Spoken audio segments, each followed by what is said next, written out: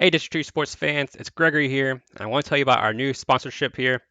If you're looking to make your business stand out, you've got to check out Chaos Cartel Company. They specialize in custom shirts, hats, tumblers, banners, and so much more.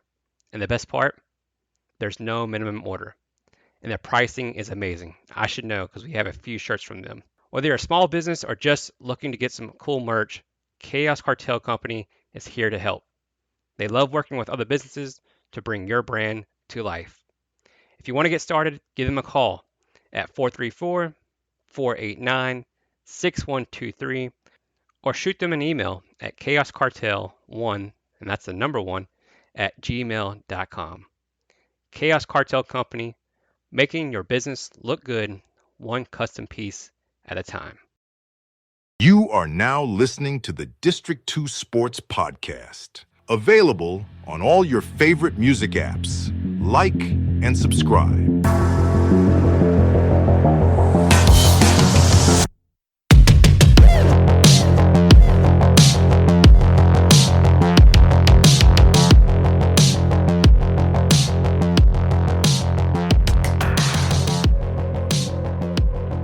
All right, welcome back to the District 2 Sports Podcast. Ladies and gentlemen, we have a very special guest joining us today, a man with playing experience at both the college and NFL level, over 30 years of coaching experience at both the college and NFL levels as well, including stops as a head coach with the Richmond Spiders, where he won a national championship, the Virginia Cavaliers, where he was the 2011 ACC Coach of the Year, Howard Bison, and currently the head coach of the William and Mary Tribe, Coach Mike London. Coach, how are we doing today? Doing good, doing good. Thanks, Post. Thanks for having me on.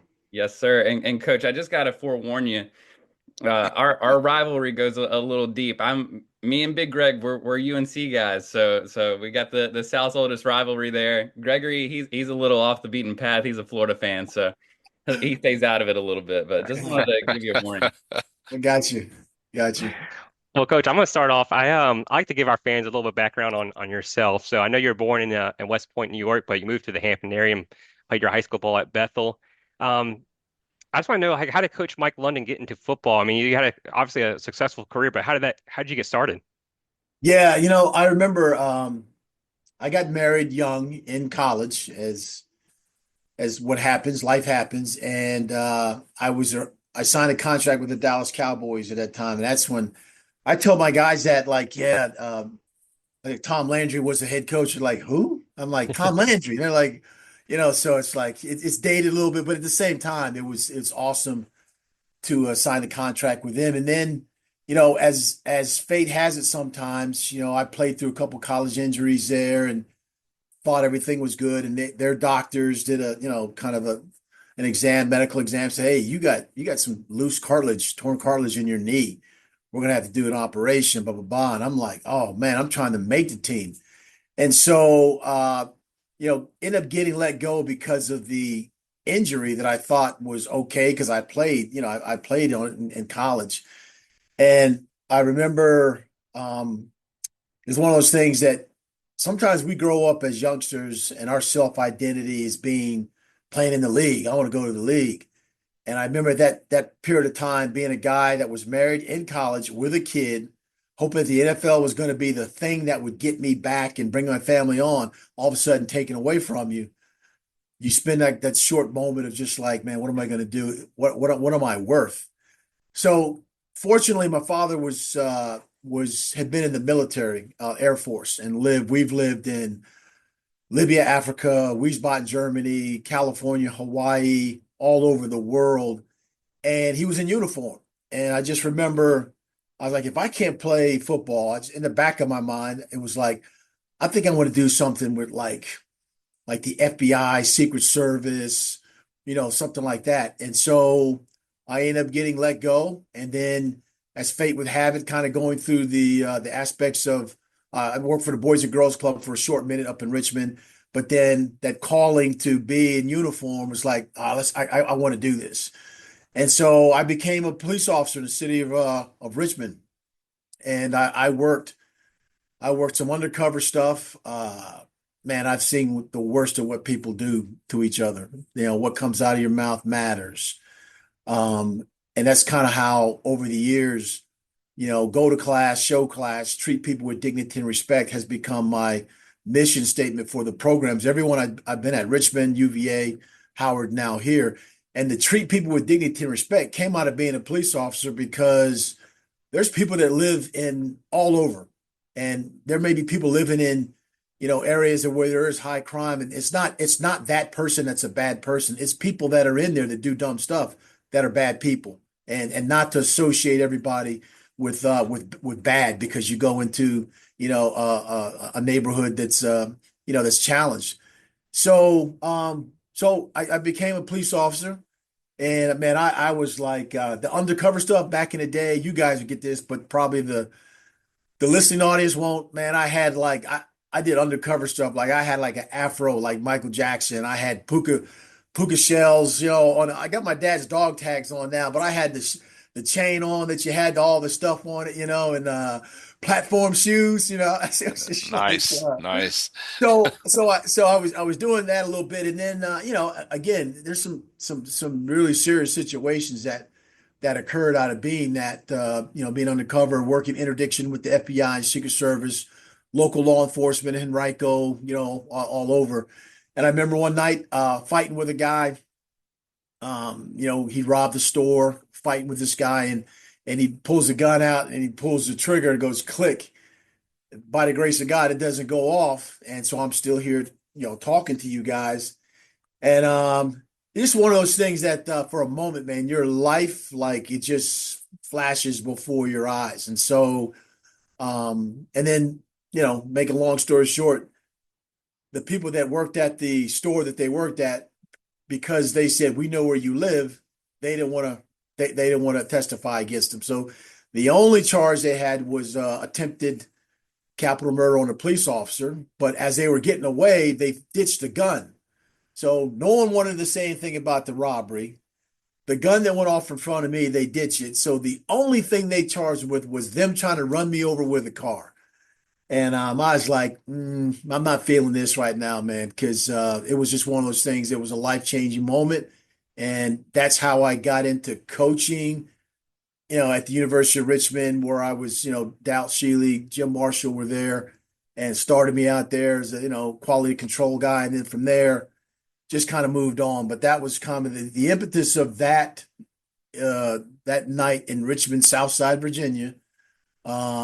One night, just I guess God said, "Man, hey, I got other plans for you here." So that's what happened, and that's now, like you said, like 30 something years later, I lost the afro, the Michael Jackson deal, but I've been doing this, now for a long time, and I've been blessed with assistant coaches positions, head coaching positions, winning championships, tough moments, great moments, all those things. And so that's kind of how the path, kind of got started with the coaching part of it. Coach, I know we want to know much more about the past and everything, but I'm gonna cut in real quick because I had two questions that basically date back to your days on the force, and just kind of curious, was there anything that you were able to take from the force to coaching? And the other thing was, I don't know if you were able to make any, some people have these wild stories where they met somebody in the streets where they were able to bring them on or kind of lead them to college or what have you. So I was just kind of curious if it was one of those rags to riches kind of stories there as well. Well, I mean, so going back to like what comes out of your mouth matters, and how you treat people matters. And you just can't automatically assume because somebody comes from a low income or high income area that they're a certain way. There's some things that they've been impacted by. And I remember I also did the PAL, which is the Police Athletic League, and George Wythe High School was on the south side right there. So in uniform, I'd go, there was a like local gym, and I'd go we with other officers, and we'd teach, like, we'd coach basketball, we'd do different things. And so sometimes we go with our uniforms on, and other times we go in, regular plain clothes, because what I wanted to see them to see me as not just a police officer, but when I wore like, blue jeans or shorts and a t-shirt and was shooting baskets with them, I'm a regular guy just like they are. And so sometimes people get caught up in just seeing the uniform and not seeing the person. So that was part of the thing of saying, listen, I want to be able to give back, use athletics as a background, but also reach out and try to coach and teach somebody about, you too can achieve. And I remember the second part of your question. So when I got hired by Richmond, and I was walking in one of the malls off of Chippenham Parkway, whatever. And let me go back. So my partner and I were called like Batman and Robin. So we worked the high crime areas and in different areas. So we were called Batman and Robin. And it was one of those things where we'd be fight. I mean, we'd go through some things, and I remember one night, shots were fired. My partner and I were in, in it was North Side, one of the areas in North Side, and we see guys on the side of on the street, under the street light. So we get out of the car. I'm running after a guy, and I'm running and can't find him. But lo and behold, this is where the dignity and respect thing came from. 2 weeks prior, a lady had her air condition pushed in. Guy climbed through the window and took her TV. So uniformed police gets there and they're taking the report, and I'm watching the officer. He's like, "Do you got a receipt for the police for the TV? Why would you stick an air conditioner on the first unit?" And I'm seeing this guy talk to this lady like she's, what are you, an idiot? And the thought process of apathy and treating people with dignity and respect just kept resurfacing. So the police officer takes the report, he leaves, uniform guy. I approached the lady, I was in plain clothes, Miss Johnson. Hey, listen, I know that you paid for this TV, hardworking, money, and all those things like that through pawn shops or whatever is going to try to find your TV. Thank you, thank you, officer. Thank you, detective. So fast forward to that event, I jump out of the car, chasing after these guys. And we're going, we're jumping over, man. It looks like whether you're jumping over cars and, getting all that kind of stuff. I come around the corner and the guy's gone. It's like midnight. Lo and behold, sitting on the back step with a light shining was that lady rocking back and forth like this, just outside. She might have been spitting her spittoon. She might have been chewing tobacco. I don't know, man. But she was just outside in the back.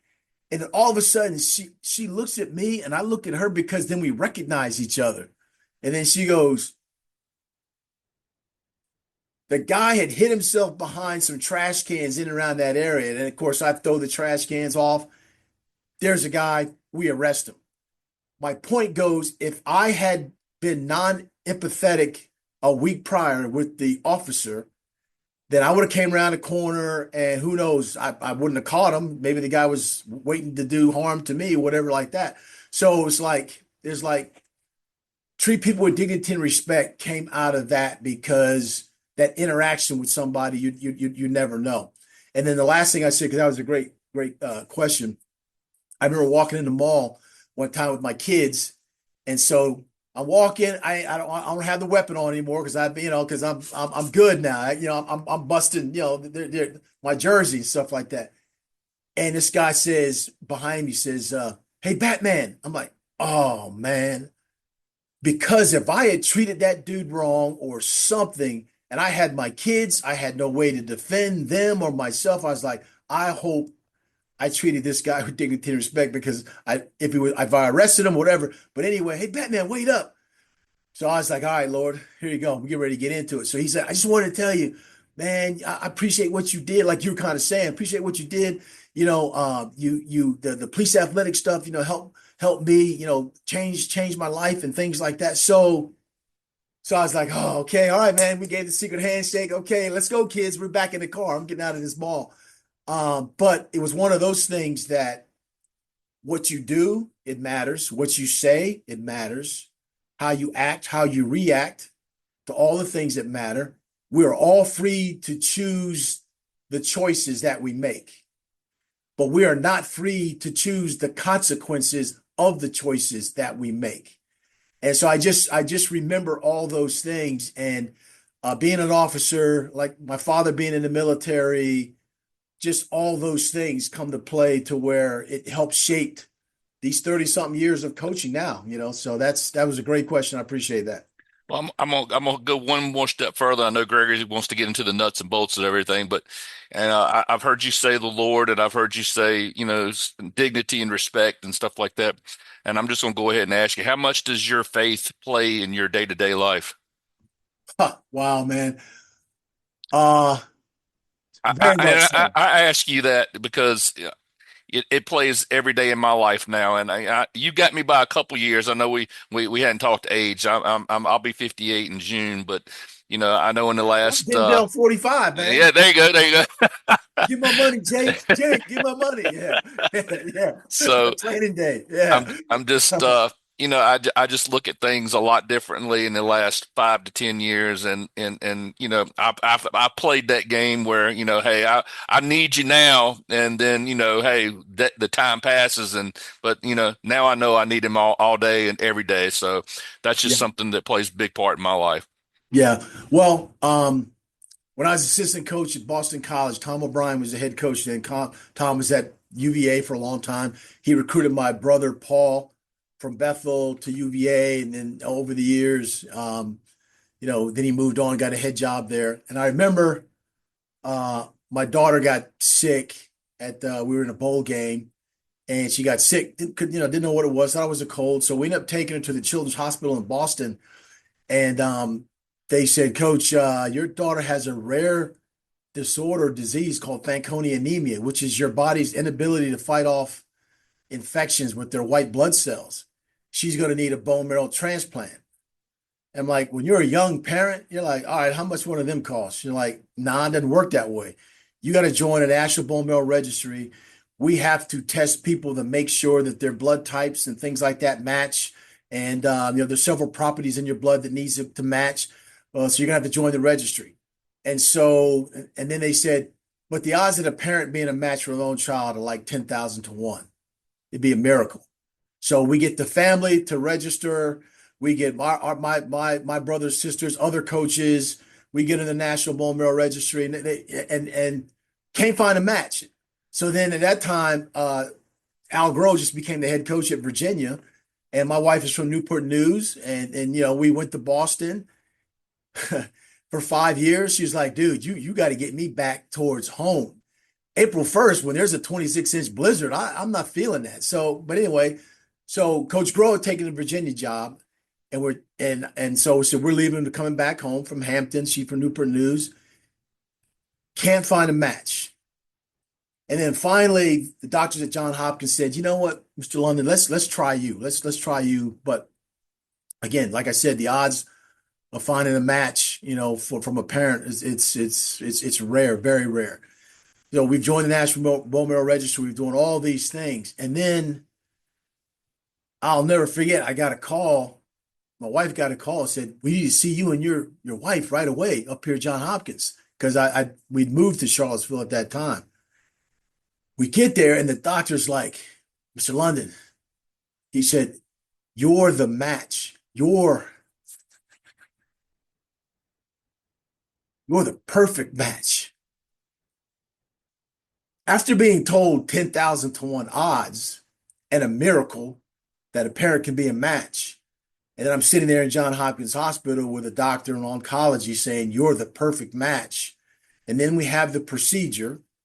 The procedure goes well. And I'll just fast forward, fellas. She's now the head athletic trainer at Heritage High School in Newport News.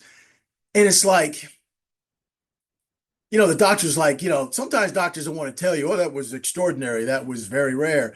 And finally, the doctor said, man, that's a miracle, pretty close to a miracle. And so when I talk about faith, family, and football, and I talk about people like my father, Wilson London, who's no longer with us, he passed March 1st, 2 years ago. So I wear his dog tags along with my brother, Gary, who went to Bethel, East Carolina. My brother, Paul, he went to Bethel, UVA. He had some dog tags. We all split up a dog tag and put it around our neck to remind us of who we are and where we came from. To remind us that family will always matter. To remind us that what comes out of your mouth will always matter. How you treat people with dignity and respect matters. And so I'll go into this last story. I know we might be on a time limit here, fellas, but anyway, we were playing in Hawaii. He was my coach, little league coach, and there's a guy Timmy on the sidelines, and Timmy, he was a terrible player, but on military bases, you couldn't go off base. You stayed on base and you played the different sports. My basketball and football coach. Anyway, after kickoff, Timmy would run out to go grab the tee and then run back to the sideline. And so I'd watch my dad from, like the 50-yard line or whatever. I'm looking at him and he's running down the sideline and he's getting up to Timmy. And he said, "Hey, Timmy, that was great. You might be the fastest guy on the team. Keep it up, man. We need you." And I'm saying to myself with the other player, like, he stinks as a player. What are you doing?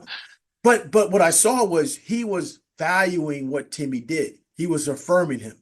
He was appreciating him. He was saying that you have a role and a spot on this team. And so, Timmy's he's like, now he didn't say you're the fastest running back, because that wouldn't have been true.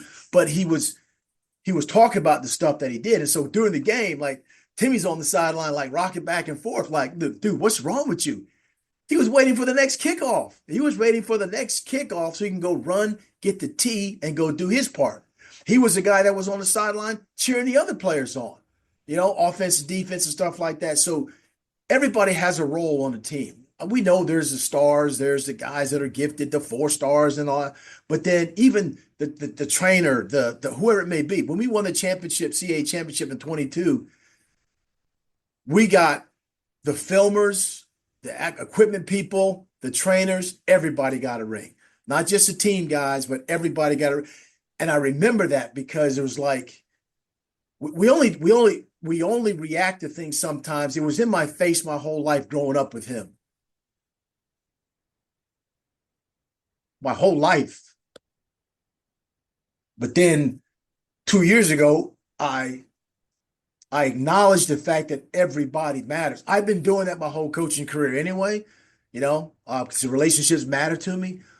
But when someone said at his services, "This is what your dad meant," I said, "Man, I got it." It's like that FedEx moment where you see FedEx and you say, "Hey, can you see the arrow?" You're like, "What are you talking about? Can you see the arrow?" Yeah. FedEx. Look between the E and the X. And then you're like, "Oh, okay, I got it." And then you'll never look at the FedEx sign the same because you'll go right immediately to the arrow because that aha moment that you got was brought to you. It's the same thing in coaching and teaching. Sometimes kids don't get it right then, but you got to keep being persistent. Go after it. Keep talking about faith, family, football. Go to class, show class, treat people with dignity and respect. So what? Now what? Things happen to you. What are you going to do about it? In this profession, Absolutely. you have great times and you got to separate from some places that you're at. But it's how you leave. And so what, now what has become part of it as well because we just live in a society in a world that that they don't like tone and civility. The left will use a Bible to talk about all the good things. The right will use the same Bible to talk about all the good things, but neither one of us are talking about the things that we need to be doing. So that it's become kind of the faith element of it is huge because of the life stories. Gun didn't go off. You're the match to your daughter. Just seeing all the different things that have happened over the course of my career. Being around men like Freddie Mitchell was my first head coach at Tab High School.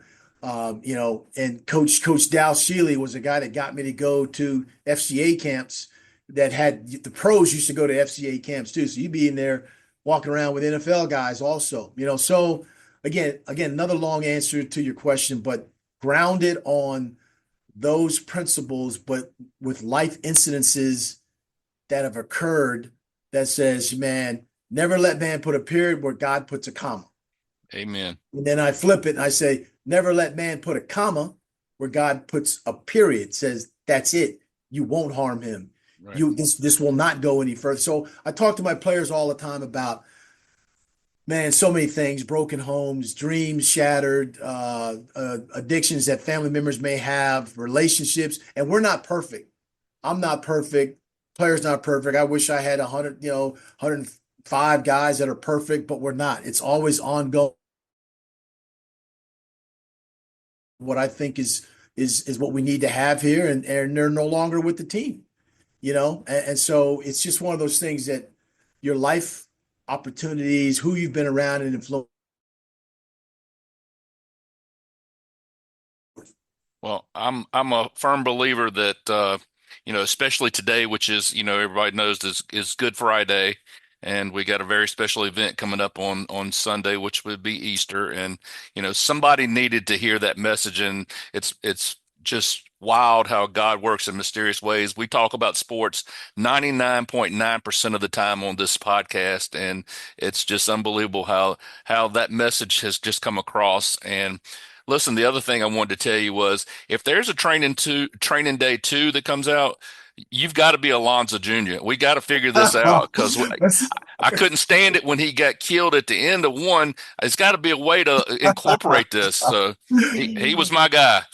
No, yeah, Denzel. Now I think Denzel's a preacher now, but again, he was acting, and the police officers. And I wasn't like Alonzo. Alonzo was a crooked cop. I was a good guy from that standpoint. Some of the stories that I told you, but yeah, and I'll tell you another quick thing. So you probably the Greg and Dev, they have no idea about what I'm getting ready to say. We won a game like back in 22, and I come in the locker room. I was like, "Hey, fellas, man, that was great. That was dynamite."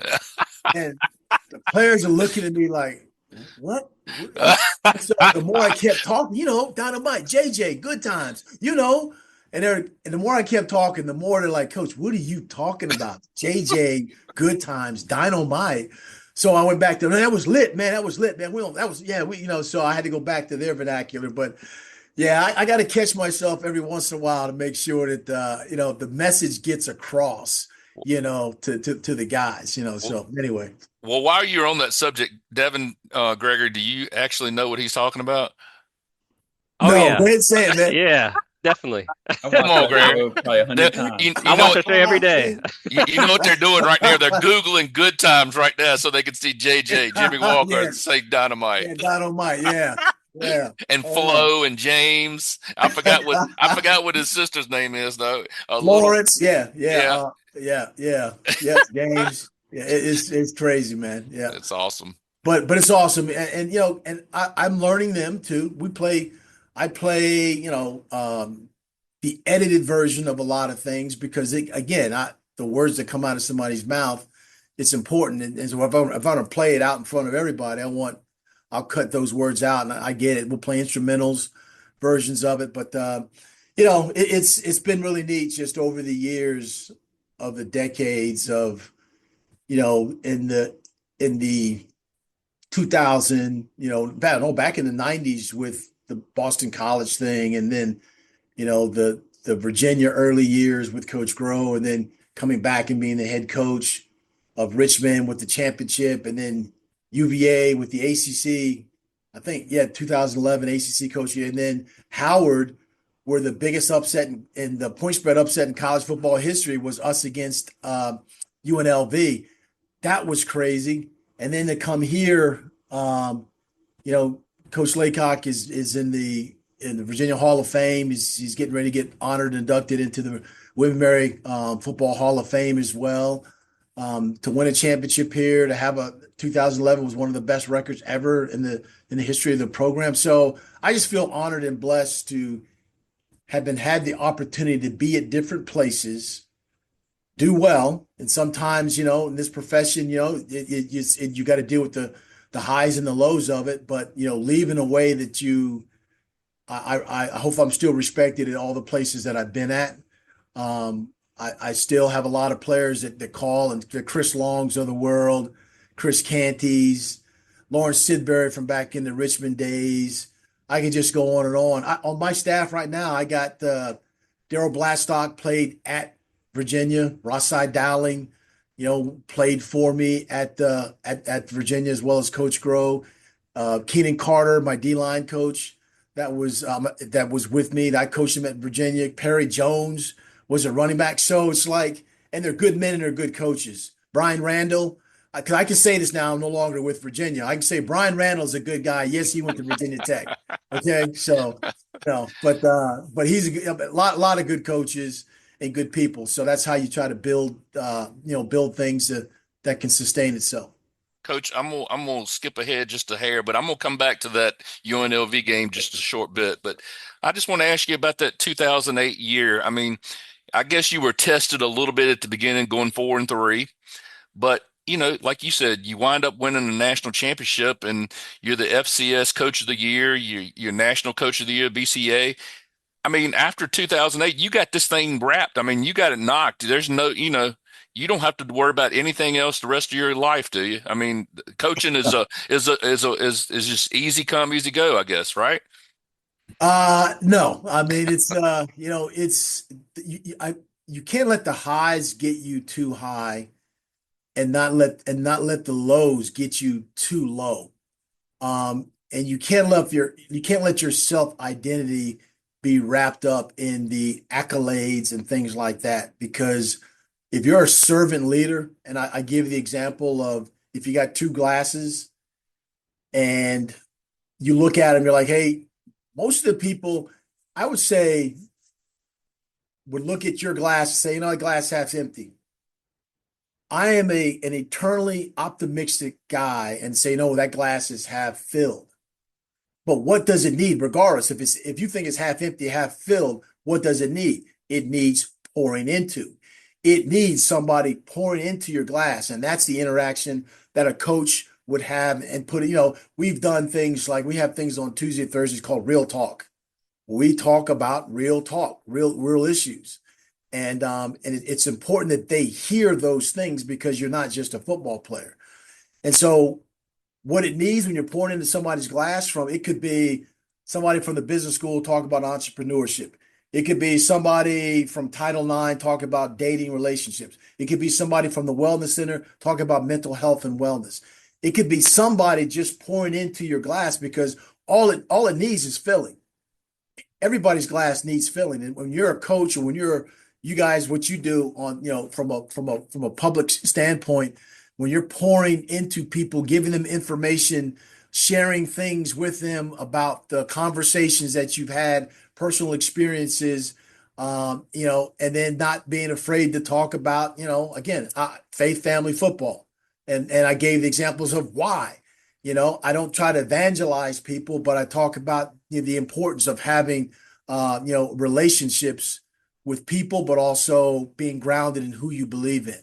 And so when you tell life stories like that, then you don't have to believe me. I'm living it right now. But fellas, this is God has been good in this career that I've had thus far, and the places that I've been, and the opportunities. I spent a year in the NFL with the Houston Texans.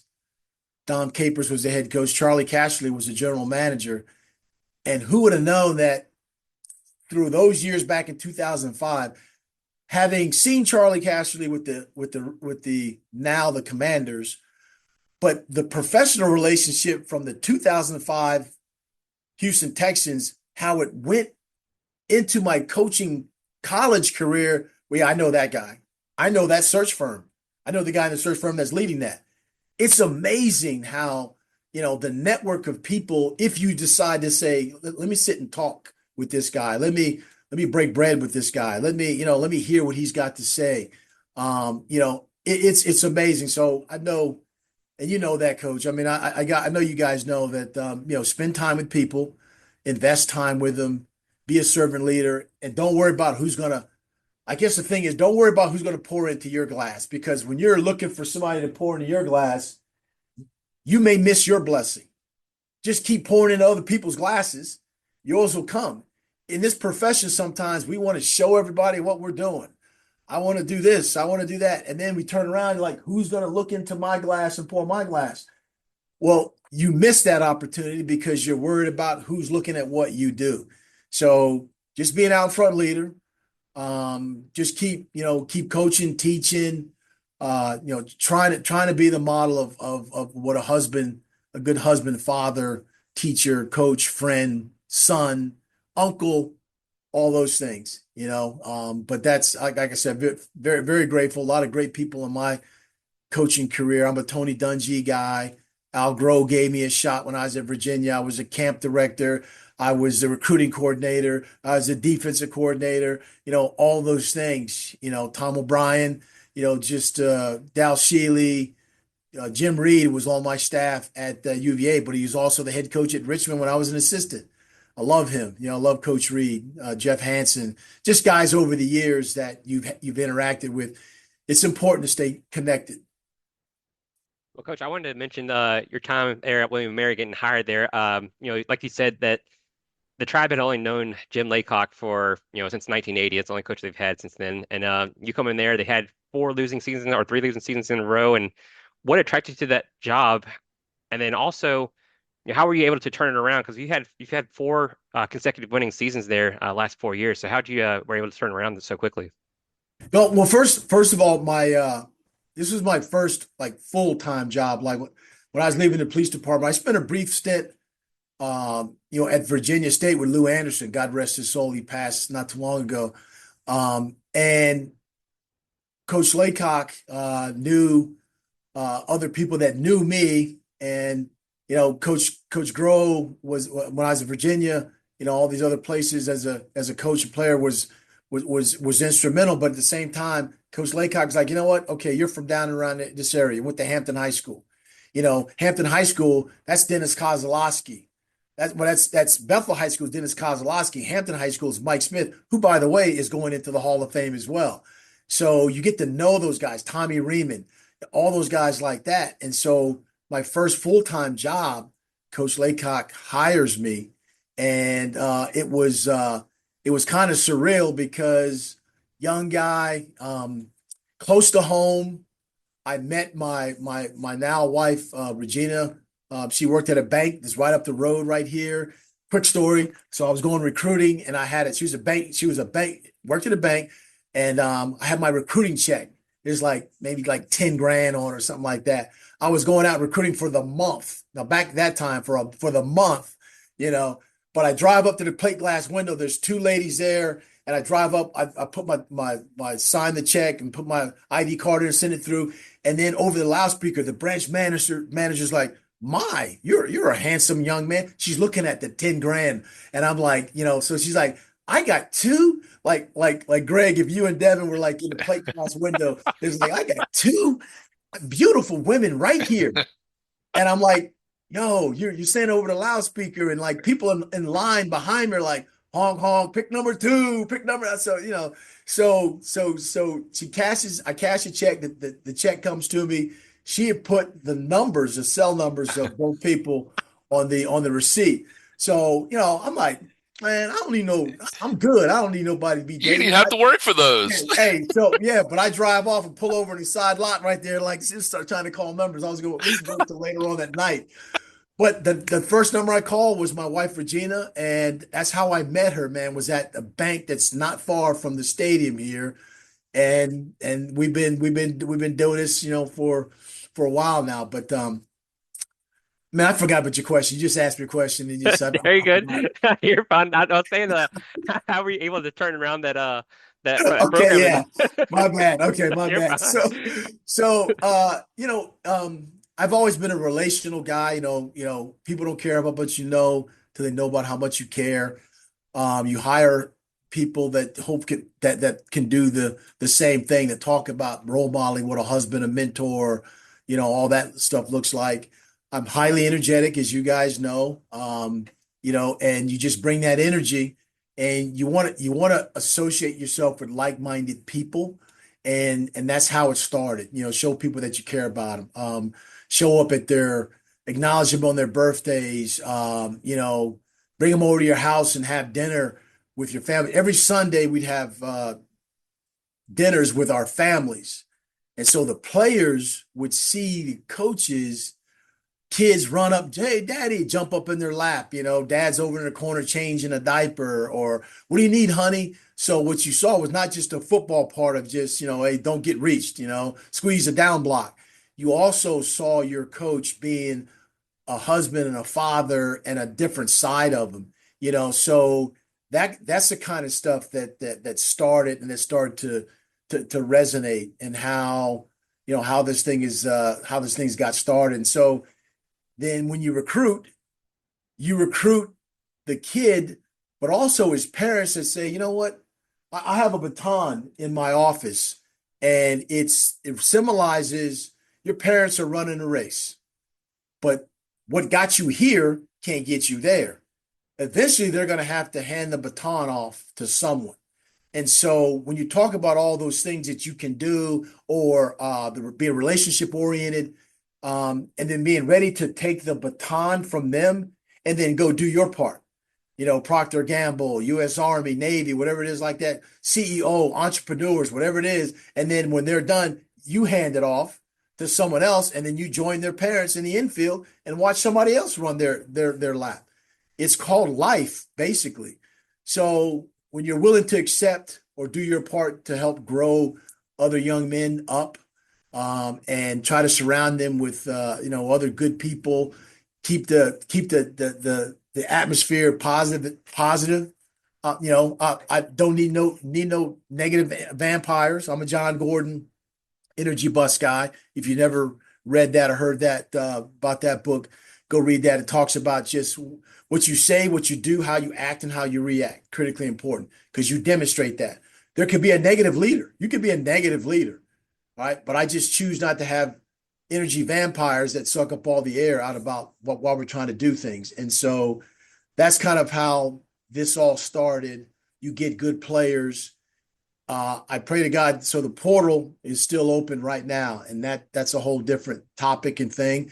This past season, a guy like Charles Grant, who might be a first day draft pick, decided to stay FCS All-American, going to get a degree from William Mary. You look over my shoulders, you see the kind of guys from Joe Brady to Tomlin to McDermott, Ivan Fears, Mark Duffner.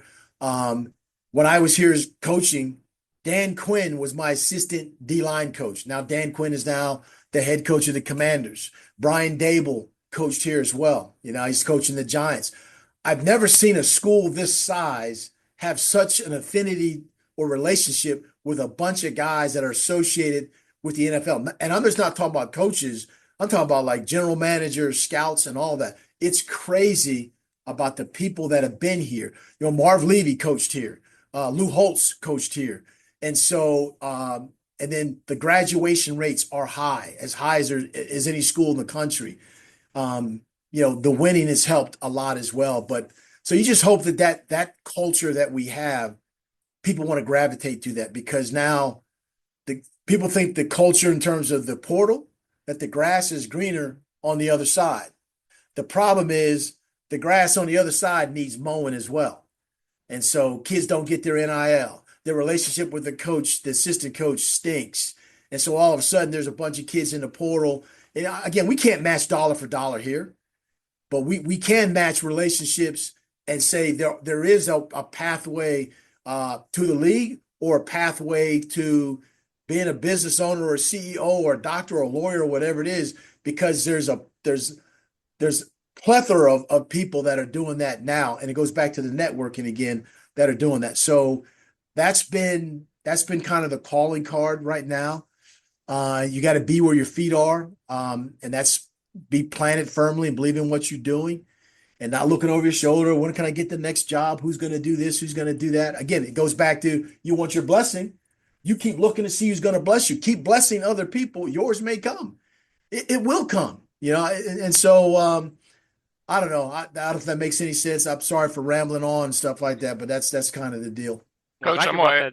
Oh, go ahead, Gary. I'm glad you brought that up, because I was going to ask you about your culture there. I mean, because it seems like it's working, because you're getting wins, you're winning ball games, but also you mentioned Charles Grant and Jalen Jones, who both are all Americans, and they stuck around the program. So I know a lot of programs are looking over their shoulder, like you just mentioned, at that transfer portal. So do you feel like your culture and the thing you've brought there for these kids have kept them around this whole time?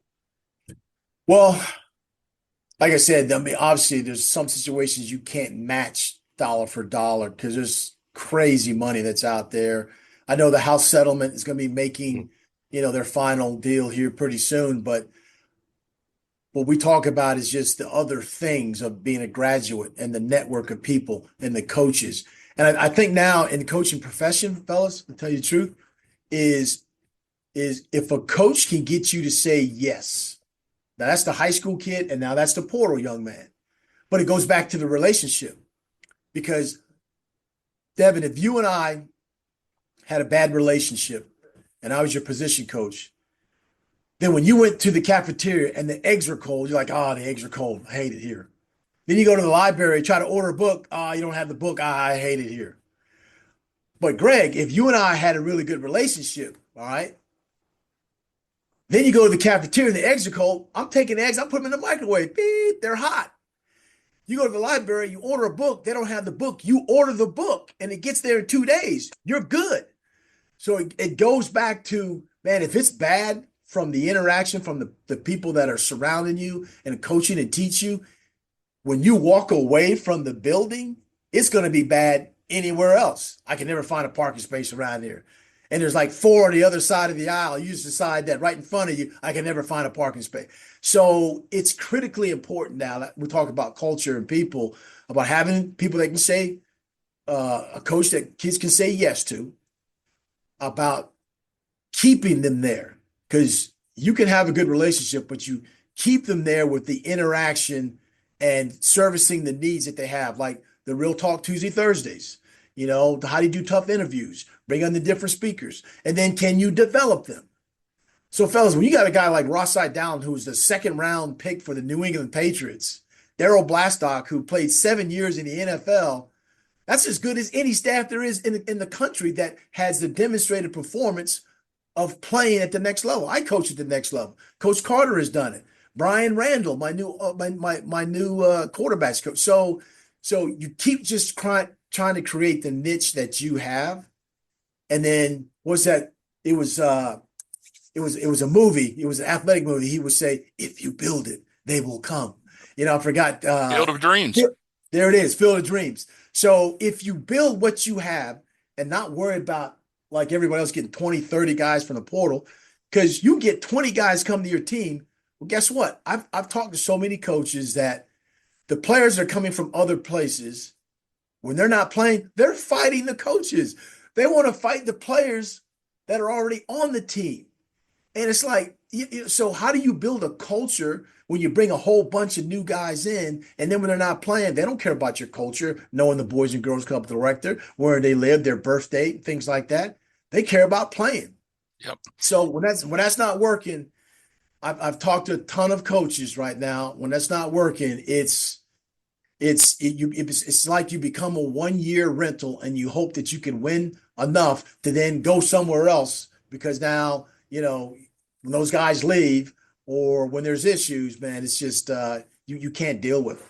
Coach, I've got a question in here. I might have to work around it to get to it, but mentioning the portal and everything, I guess I'll ask you this, and then I'll back it up a little bit. But do you worry about becoming that stepping stone to the next level or what have you? And the reason why I ask you this is it brings back. I told you I was going to circle back to your big game there at Howard. But, I thought about Notre Dame losing to, I think it was Northern Illinois this past year. I think about Appalachian State going up to the Big House and losing to Michigan. And then, when you start talking about these games, all of a sudden this year, and I'll be the first one to tell you, I did not realize that y'all's game is considered the biggest game or the biggest win against, I guess, what they call the spread. Yeah. A 45-point dog, and you pull out the victory. So I guess going back into that initial question, do you worry about becoming that stepping stone now? And do you see that possibly those kind of games, those upsets are going to go out the window now with these kids moving on and leaving, FCS or D2 or what have you program? I'm not going to say depleted, but on a different level now. Yeah, that's a great question. I would say this, and it's coming from the faith perspective, nothing is impossible. I remember when I was at Howard, we had a shirt called Mission Possible. And so what's going to happen is going to happen. We try to talk about controlling the controllables. Like I said, sometimes you just can't match. I mean, kids, because it's generational wealth. I mean, that's the kind of money that they're throwing out there. But you try to create a sense of the family, the legacies that have been here, the opportunities that can still get you to the league or still get you in the boardroom door or wherever it may be. Um, and then I think if you look at it, the news reports the guys like what is it, the Tennessee quarterback that wanted 4 mil. He was getting no, he wanted he's at two, yeah, and he wanted four Tennessee. And then he left. When you think he's going to UCLA or whatever. Mm-hmm. But you go back, you look at the percentages of what was being paid out. That those are players. Some players are outliers, or they're out there like that. But the percentages are lower than that. And then if you can create a situation to where some schools are doing the cost of attendance, some schools are doing things. Our situation is, we try to fundraise to make sure that the needs of keeping the lights on and traveling, all that stuff is going well. But we also have entity called 1693, which basically is tied into the players doing community service. So then there's still an act of service that's tied to doing something that perhaps if it led to some sort of numeration for them, then it occurs. But we can't go matching other people's what they want to pay out. So still trying to keep the environment of, go to class, show class, treat people with dignity and respect, faith, family, football. Rosside Dowling does my community service. We go to, man, we food drives. We had a bone marrow drive for my daughter, for my daughter and I. We've set up a foundation called Tomorrow's Kids, which now basically every speaking engagement I go to, I get checks written to that and then turn around and then service how to try to help other schools or hospitals doing bone marrow drives. Families that go away and need a place to stay. They need a place for their pet to stay. So there's all different kind of things. But I'm just saying, I can only create the culture that we have with good coaches if it's good enough for a family member and a coach to say, I want my kid to stay here, then that's one thing. What's happening now is they're finding out to say, let's just give an example. All right. So Greg, give an example that there's a school, you're on the East Coast and the school sees that you're playing well, they're on the West Coast. They find out about maybe perhaps there's a relative that might need dialysis or needs medication. So what they do is say, hey, we're going to give you this money to buy your mom's medication or help in dialysis, but you got to come out here and play. So who would want to do that, for a family member? So you leave and you go out west. Now that you're out west and perhaps you're not playing, but the money's being, spent on the services for your mom, you're away from your family, your culture, the people that life stinks now out on the west because you left everything back here, but because you are a son, I'm going to take care of my mother, and I get it. You go out there. So that's kind of the stuff that's happening when people can find out what you need, what your family member may need, and all those things like that, and then play on the opportunity to say, we'll come out here, we'll take care of that. But then you're not playing, who you're going to turn to. I go back to the relationship with the coach. You don't have that relationship with them because they got 7, 8, 9, 10, 12 guys just like you that they brought in. And if one of you or three of you or four of you aren't playing, all right, we'll take the other 8 that are here that we brought. So yeah, it's we can only create the culture that we can to keep the kids here.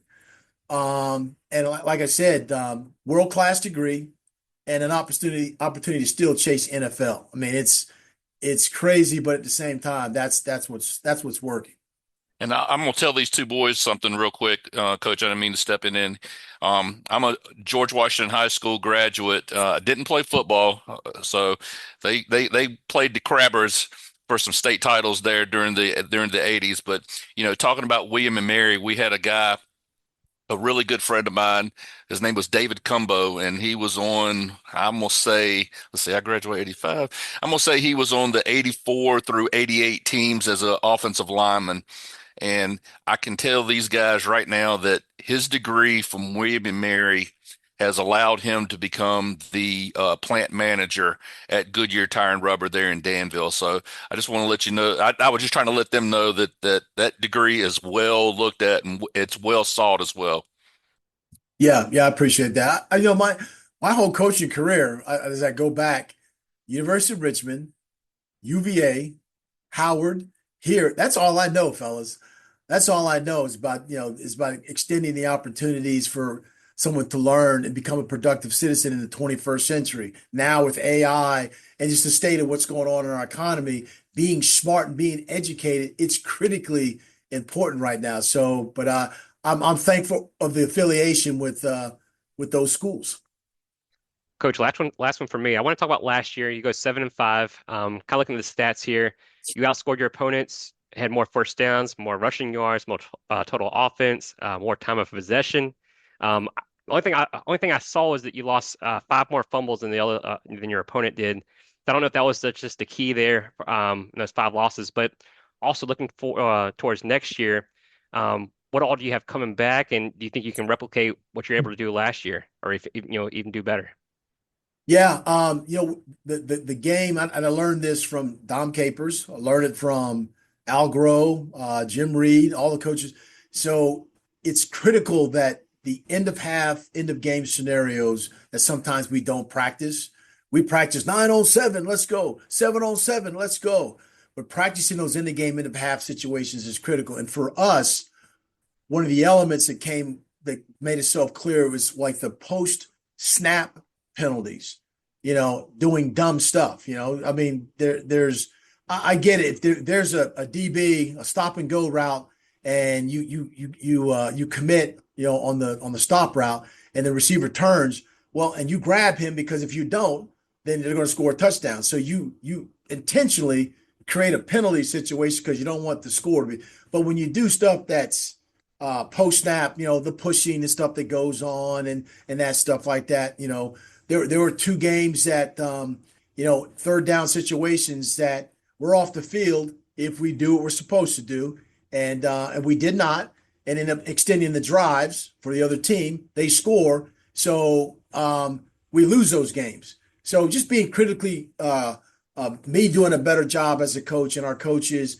and the players understanding that post snap penalties, those things are controllable, and if you limit those, then you give yourself a chance to stay on an extended drive or to end the drive of the other team by not retaliating back. And so, the new rules that are, the new rules that we're talking about in college football, guys that are faking injuries, all those things like that, they're going to come into play. And we got to be smart, focused. Tough doesn't always mean you like smashing somebody in the face. Tough means being tough minded that if something happens to you, understand that there's officials, there's people out there, and your response could be an issue that could cause us to lose or cause us to win because you refrain from retaliating. So again, it's just a mindset. You can be tough, but we got to be smart as well.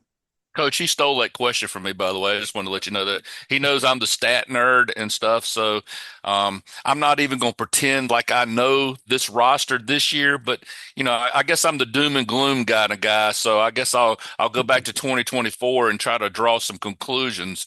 I did notice one thing you just said, though, that your scores or your scoring per at the end of the half, end of the second quarter, and at the end of the games. I guess you probably already knew this, that you were outscoring your opponents pretty hefty.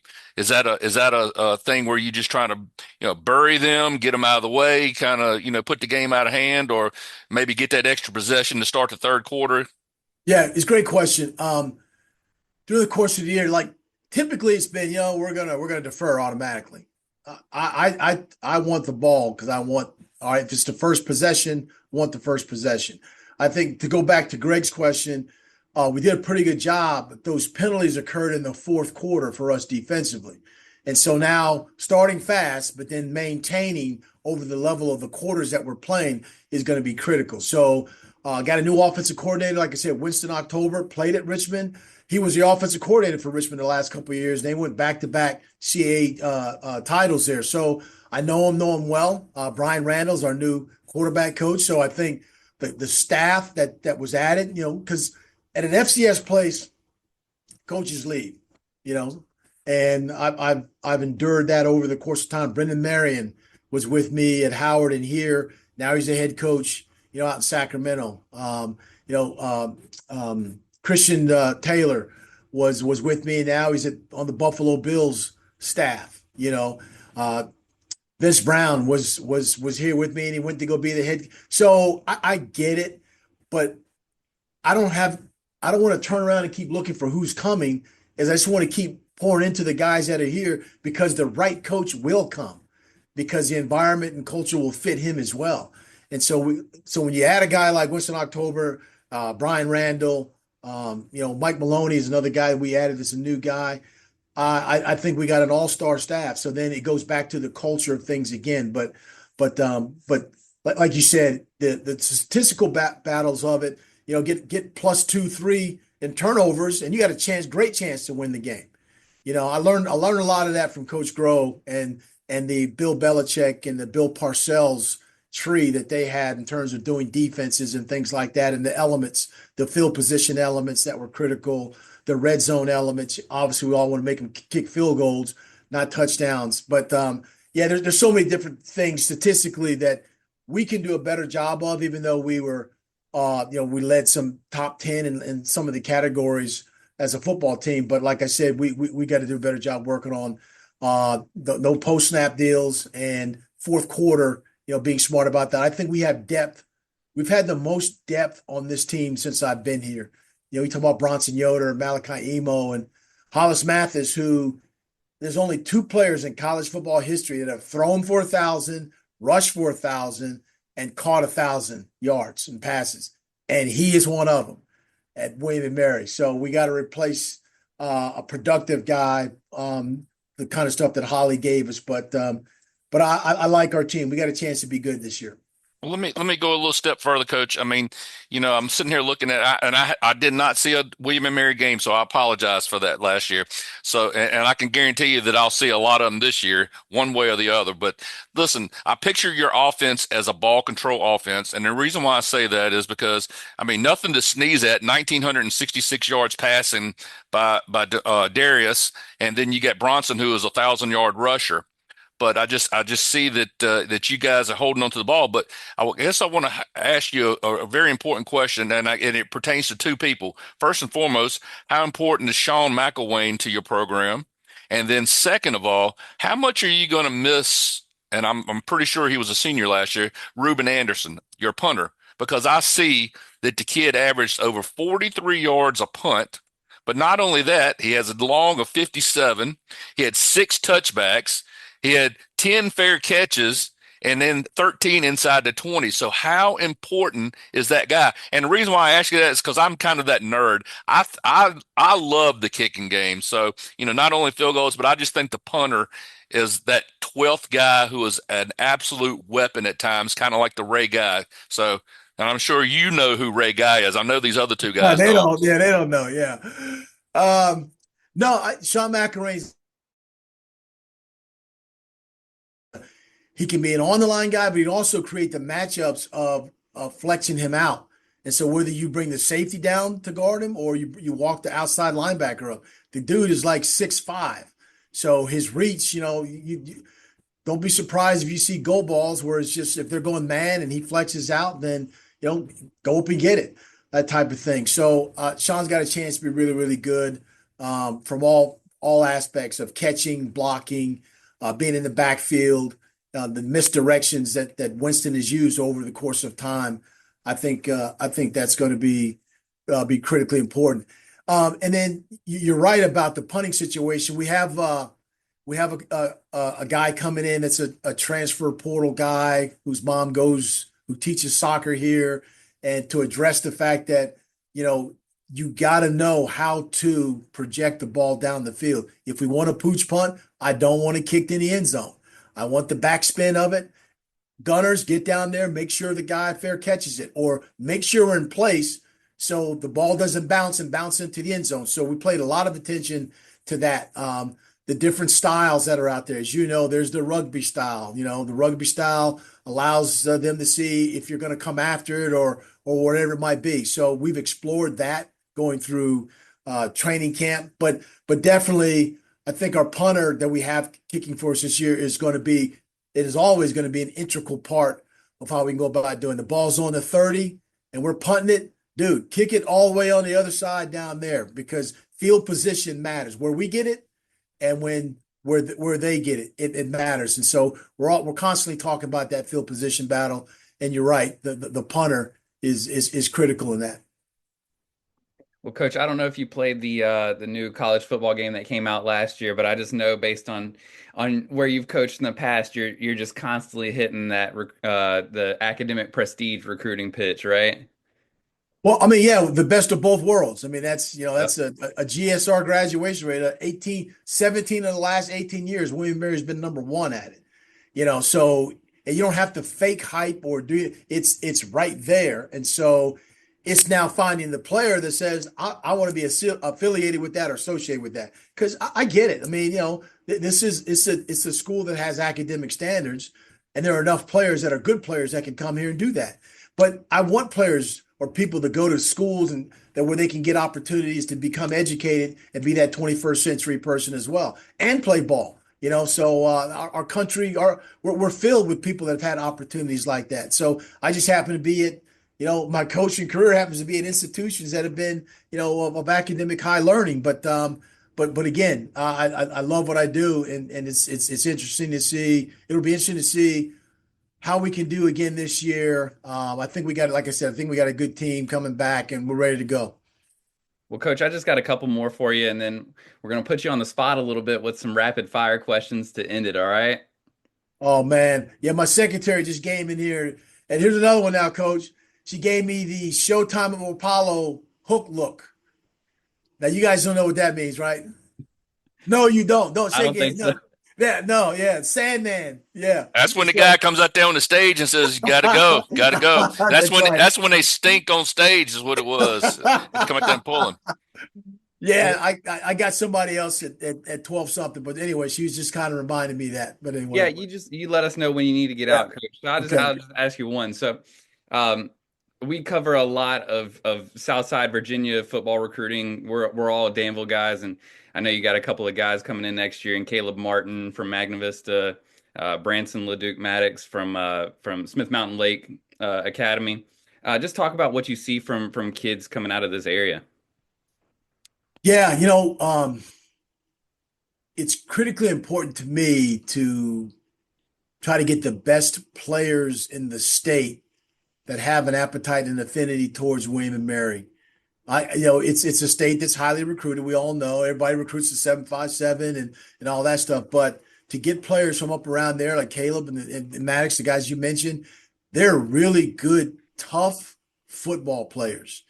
And the messaging for them, it matched. It matched what the family wanted for them, the people that would be coaching them, the surroundings, and all that stuff like that. So that's definitely going to be a huge plus for us. And then trying to get these in-state kids. I made the mistake when I got here because I'm from Hampton, Virginia, went to Tabb High School, Bethel High School. I came out with a thing called Seven Tribes, Seven Tribe Seven. And so, man, the 804, the 54, 540s, and the 703s, many coaches were hot. I said, what are you talking about, Seven Tribe Seven? I'm like, well, theoretically, we do have a 757 area code, but I'm like the Statue of Liberty, fellas. I'll take your huddled masses. You're poor, you're tired. Give me everybody. You know what I mean? We want to go in state and do well, and we did a good job this past season going in state with some of our players. So we'll look to do that again this year. Coach, I know Devin wants to get these rapid fires in, but I got to say Okay. one thing. What a family tree. Real quick, I wanted to get this in. Your son plays wide receiver for the Montreal Alouettes. Your younger brother plays at UVA. But how many coaches or how many fathers in this world can say their daughter is playing professional football? Ah, my daughter Kristen, that's right, played basketball at the UVA for Debbie Ryan, and then overseas for a couple years. But she's playing professional women's tackle football. She's been an All-American. They won a gold medal competing overseas. She's kind of like she's in Mississippi right now at playing. And you're right. The crazy thing is, you know, I get a call from her. It's like it's not like typical daughter sometimes or whatever. Hey, I'm thinking about this, and I'm going to do the redecorating the ceilings. My daughter, she's like, hey, Dad, when you play cover two, you get up in the face, man. You jam them with your hands. How do you like? Okay, my daughter's taught me. So, but anyway, I'm going to give her the answer because we have a women's clinic. She's awesome, man. She's awesome to have a daughter that's still playing that loves the game. All right, Coach, we'll go ahead and put 60 seconds on the clock here. Whatever comes to your mind first here, all right? If you got time for it. All right, here we All go. right. White cleats or black cleats? Billy White Shoes Johnson. White There you cleats. go. Snow or rain game? Hey, they don't know. No, they don't. Man. They All right, don't. go They ahead. All right, don't. sorry, go ahead again. We'll have to get him a dance. We'll have to get the video Yeah. of him dancing after the touchdown return. Okay. Snow or rain game, Coach? Snow game. Morning or night practice? Morning. Offense or defense? Ooh, defense. Best stadium you've ever coached or played in? FSU Stadium when I was in Virginia, we beat them. Grass or turf? Grass. Gatorade or Powerade? Drinking a Gatorade right now. Best restaurant in Williamsburg? Fat tuna. Best player you've ever coached? Woo. Chris Long. Awesome. Well, you heard it here from Coach Mike London. Coach, I know you got a busy schedule. We just want to thank you again for taking the time out of your busy life to meet with us today and to talk some football and life with us. Anytime, man. I want you guys to be successful. Maybe we could do something during the season or something like that. Just stay in contact. But I appreciate what you guys do and bringing the message to the kids, to the parents, everybody that's out there. So thank you for what you do. We're not bashful. We're going to make it down to Williamsburg this year for a game. So I got you. I know a guy that knows how you get tickets. Thank you. We'll talk to him soon. All right, Coach. Coach. Appreciate it. Thank you so All right, much. fellas. Thank you, guys. Coach. Good Appreciate luck. it. Take care. See you. Yes.